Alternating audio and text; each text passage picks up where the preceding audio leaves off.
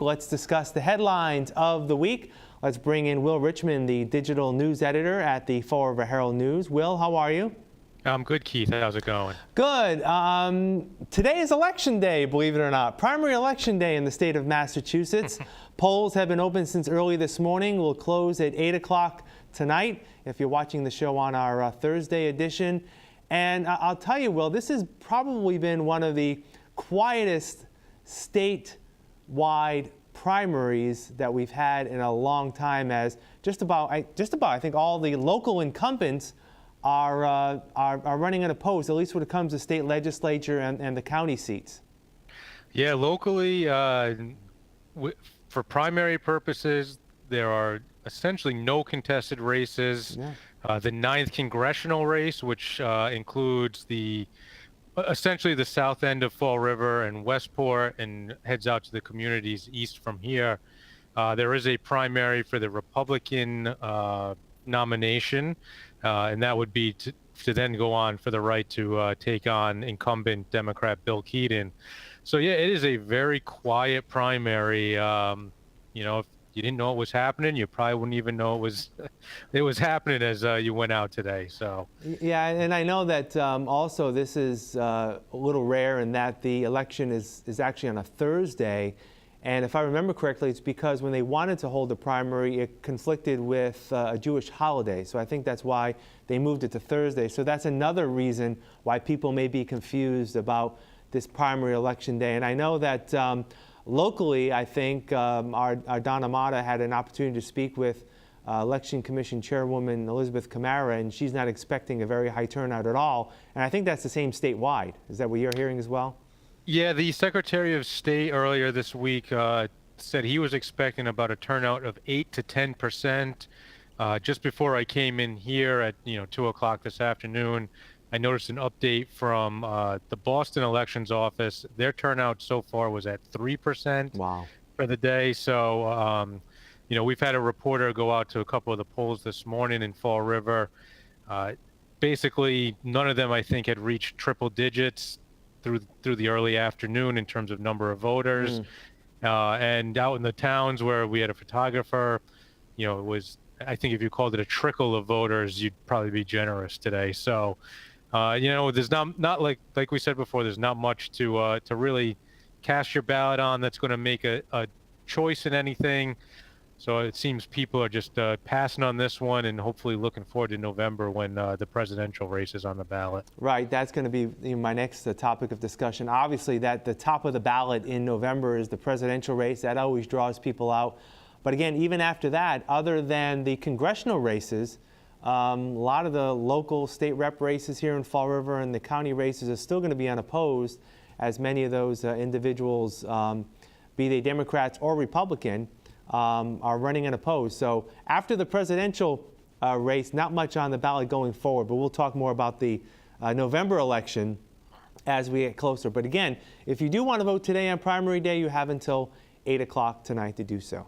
All right, start of school this week in the city of Fall River. Everyone's back at the public school system here in the city, and also some of our other high schools and charter schools and the like.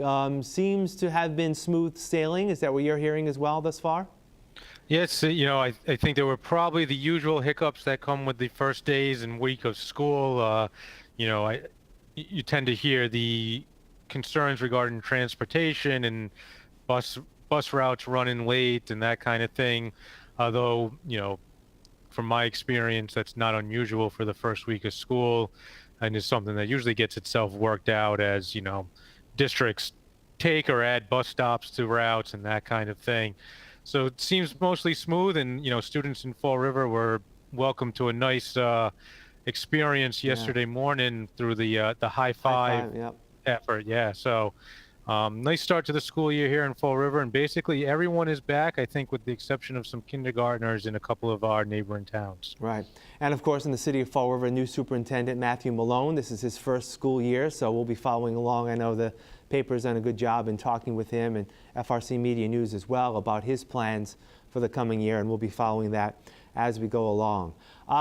Both our organizations will have more on South Coast Rail a little bit later in our show, but you also had an article just yesterday about a series of hearings that are being held in the region concerning South Coast Rail and its expansion into the South Coast, Fall River, and New Bedford. Seems like the momentum is still there, and I guess the Department of Transportation and the MBTA is just seeking more input. And I know they'll be here in Fall River next week. Yeah, there's certainly with the proposal to shift away from the Stoughton route and move to the Middleborough extension. Mass DOT is coming back to the area to take input on the potential change. They were in New Bedford last night, where, according to our sister publication, the Standard Times, the message was one of urgency from those who spoke. More interested in getting a connection to Boston done and as soon as possible, rather than, potentially what may be the faster route that might take longer through Stoughton. The FROED board this morning, actually on Thursday, heard a plea from the mayor's office and the executive vice president Ken Fiola to also back the Middleborough route. So Mass DOT will be in Fall River on Wednesday, and that will be the opportunity for people locally to comment on the project. Now, according to what was reported, it looks like that interim service could actually start sooner rather than later, at least to try to get the momentum in this region. Is that what you're reporting as well? I'm not aware of the interim service, but right.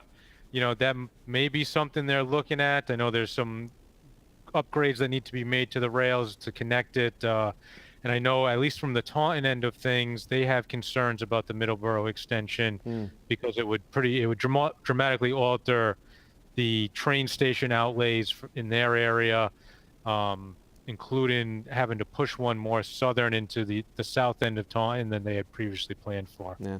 And I know, boy, this is, since 1990. Remember Bill Weld running for governor talked about South Coast Rail, and it's been 26 years and still not a reality, but at least there's more discussions. It hasn't been shelved completely. And again, if you're interested in that public hearing here in Fall River, it'll be next Wednesday, late afternoon, early evening. We'll have more on that in just a few moments. Okay, Will, what's going on at the paper over the next few days?